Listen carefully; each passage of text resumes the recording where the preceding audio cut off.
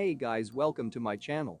In this video I'm going to show you here's how you can enable or disable the keyboard shortcut. So when you double tapping the space bar it will insert a period, followed by a space on the iPhone 13 or the iPhone 13 Pro. First let's go back to your home screen. By swiping up at the bottom of the screen. On your home screen tap on Settings. And in Settings go down and tap on General.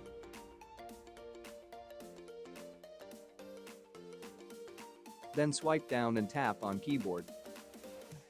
Next go down and tap on the dot shortcut switch to turn on or off. If it is switch on you can open up the keyboard in your text application or your text messaging app.